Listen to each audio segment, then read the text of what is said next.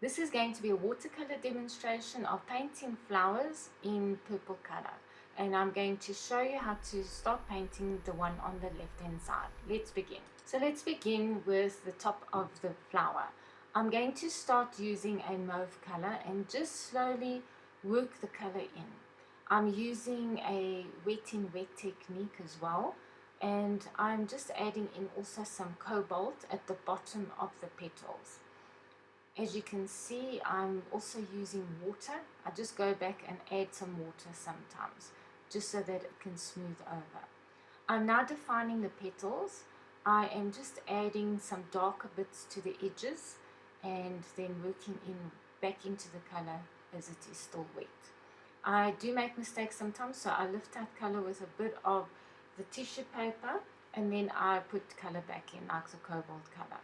I'm working with the cobalt. I'm just defining the bottom sections of the petal, and then I'm going back and working with the alizarin crimson and cobalt mixtures. As you can see, I work on each petal. I have now defined it with the color of the mauve or the alizarin crimson, and then I work it back into the cobalt blue. As you can see, I take each petal and work on it, and I give each of them attention. Now I'm busy working on the structure of each of these wonderful little flowers that are on the stalk. I'm just using one color, as you noticed, and I'm defining all the petals or flowers with the one color. So I'm not mixing colors. I'm not trying to go and use cobalt blue and then the alizarin crimson mixture. I'm just using one color and I'm defining all the flowers so that I can get the structure right. And I'm actually using quite a dark color. I haven't used diluted color here. I've actually used a very concentrated paint. So I am going back in and just adding in those very, very dark colors, as you can see. I have not, I'm not going to layer in this video. I'm not going to layer all show you how to do layering, but I'm now going in and adding all the cobalt blue areas and working it back into those very strong colors. And I'm just using water here just so that I can smooth the colors into each other, and it creates a very watery effect and it looks like it's blending as well. It blends the colors, and I go and define some of the petals, the bottom of the petals, with some cobalt blue. And as you can see, I'm working again with water only. I don't always use color. I sometimes use water to dilute some of the areas, as you can see there. And I work wet in wet so that the colors blend with each other. And the watercolor effect is to blend in. So I still want that lovely wishy-washy look.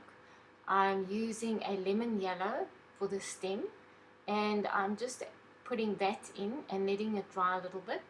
I'm adding some alizarin crimson there because it looks like in the reference photo that there is a little bit of that in the stem. I just go and work the area that is a little bit dry now, and I push the paint around. I find sometimes by just going back with some water, I push the paint around on the petals, and it also then let it dry, you know. Those are the two colors that I'm using, alizarin crimson and not cobalt, cerulean blue, which is actually a warm blue, and it is a cool red. So I'm using two different types of colors as well together. I'm just adding some cobalt blue to the base and then pulling it into the stem as well, because I want to get rid of some of that lemon yellow. It's very, very bright. So I'm now going to use alizarin crimson, and that's a mauve actually. It's a mauve color that I bought many years ago, and I think it's a Winsor Newton Mac, and it's a beautiful color. And it actually, sometimes you can use color directly out of a tube of paint. It is better to try and mix your own paints, but sometimes you just want that color, that exact color, and you can use that, and that's the mauve color that I bought so many years ago. I'm now just working the smaller petals just with some water I'm adding a bit of the cobalt blue just for the shadow, so that you see the shadow side is underneath. Now we're going to start working on this second purple flower. I'm using cerulean and also alizarin crimson again. I'm mixing that up. I've done a pencil outline so that I've got a guide to work on it. I do then take some of the pencil marks out if I find they're too dark. And you can use a 2H pencil for outlines for your flowers. I'm slowly working a wet in wet method. I'm using the wet in wet method, and I am putting down the main picture, the main color, and I'm using a mauve color as well. I'm going to add that in because there's certain areas on this flower that has this really bright purple color or mauve color. So as I said before, I sometimes use paint directly out of the tube, and I don't always mix up my colors. It is better to mix up your colors if you can. I do have color charts that I use so that I know exactly what the paints look like. I am now slowly working through each petal. I'm adding some alizarin crimson so that, and I'll work it back into the petal. I'm busy adding cobalt blue here at the top and working it back into the other paints that are there. So I'm first using cobalt blue. Sometimes it's a bit dark, so then I go back and just with water I smooth out the paint on the dry paper. I'm defining some of the, you see this little pointy bit there, that is part of the actual design of the flower, and it's on the petals. So I'm just being very careful. I'm not using masking fluid to take the whites out. You can do that, but I wanted this to look like a really wishy-washy type of flower. So I'll wait for that other petal to dry, and now I'm working in like a circular motion, and I'm just adding in the markings of the flower. I'm actually working on a dry paper here. Now I'm going to add in lemon yellow. I use Winsor Newton lemon yellow. It's the artist range. I find that it is a better quality paint if you use artist range. I know it's expensive, but it's better to try and buy the best quality paint that you can, because then it doesn't fade. And I actually find the colors stay the way they are. They don't fade or turn into other colors. Okay, they can become very strange diluted colors. Okay, now I'm busy adding in the cobalt blue, and I'm working generally here on dry paper. I haven't gone and wet the paper before the time. I'm just adding in some petals that I see there that I missed when I was busy sketching it, and I'm now adding alizarin crimson in. Just small amounts of alizarin crimson and mauve. And I leave certain areas that are dry, are wet. So I move around my painting quite a bit because I need certain areas to start drying before I start working in them. Okay, that area is a bit dry, so I can add in some of the detail, which I'm busy doing now. I'm just looking at also the shading and shadows. And as you can see, with this picture or this flower, I'm actually doing a layering effect. So I'll wait for the various layers to dry, and then I come back and work over them. So that is another technique that you can use, is to actually layer your paints, and it can create such lovely effects as well. I'm adding in the cobalt blue there, and just taking some water and smoothing it out so that it's actually a little bit more diluted, that the cobalt blue isn't too strong. At the base there, I'm busy adding in some more alizarin crimson. I'm just pulling that yellow color down because it's going to create a bit of shadow there as well on the petals. Okay, I'm just adding in more color. And as you can see now, it's dry, so I had to wait for this to dry before I add any more color, because else it's going to become muddy and messy, and we don't want that. So sometimes you have to let the flowers dry or your painting dry so that you can add some more detail in. So this is going to be where I put a bit of the light and shadow in. Remember, there are light and shadow areas even on petals, and you've got to try and define this as well.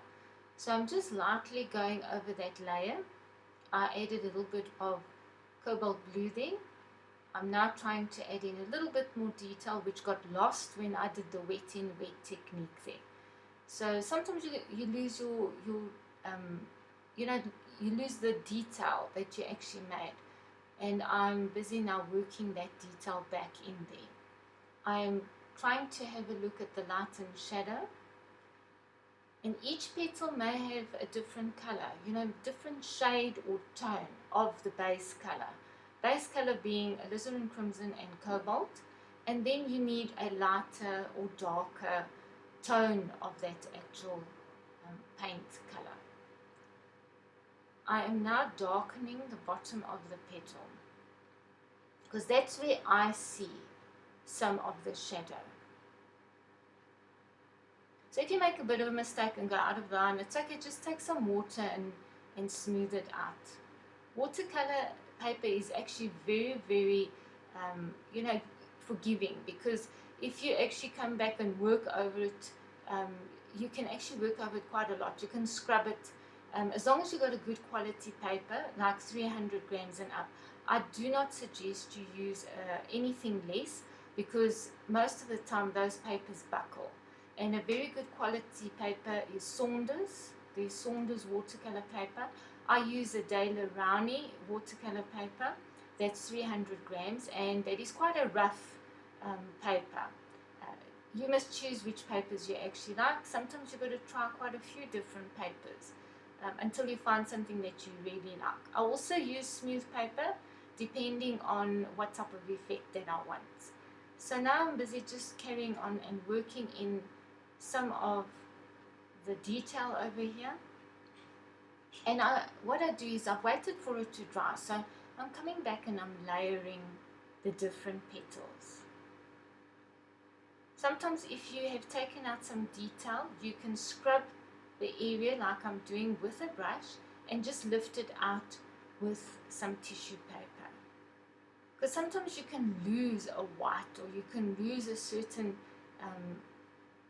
you know, like section that you actually wanted to have some white in. So just because I've lost some of that white on the left petal, I'm busy smoothing out the other petal, just so that I give the effect of the white, but it's not just standing out all by itself. So there I'm scrubbing it. You see, while the watercolor paper, you need quite a thick watercolor paper, is when you do the scrubbing technique, when you are taking some of the paint out, you actually need to be able to do that. And you've got to be very careful that you don't put a hole in your watercolor paper. Okay, and then once I've scrubbed it, I leave it to dry a little bit, so that I can see how much of the paint I've been able to lift out. And also it gives it a softening effect, you know, very soft effect, very watercolor effect. So you can scrub certain areas. I find that sometimes it's useful even for an effect. I'm just going back in and adding some of the detail that I lost. And I'm adding some of those spiky bits, that spiky detail. Because those are important things, you know, to identify flowers. I know I'm not a biologist or botanist, and you know, I'm not here to make it exactly the same, but you still need some accuracy when you are making or painting flowers. You need to have a look at the different species. Some species, they have groups of flowers that are very similar, but there's some markings on them that define whether, you know, their differences. So just be aware of that and have a look at flowers. Flowers aren't just something that you draw. There's a structure to them. Their petals have a structure. They have a certain way that they meet in the middle, you know, and they fold over each other. So have a look at things like that and be observant when you are painting flowers. It took me a long time to understand how to paint flowers, and I took a course in botanical painting with an artist.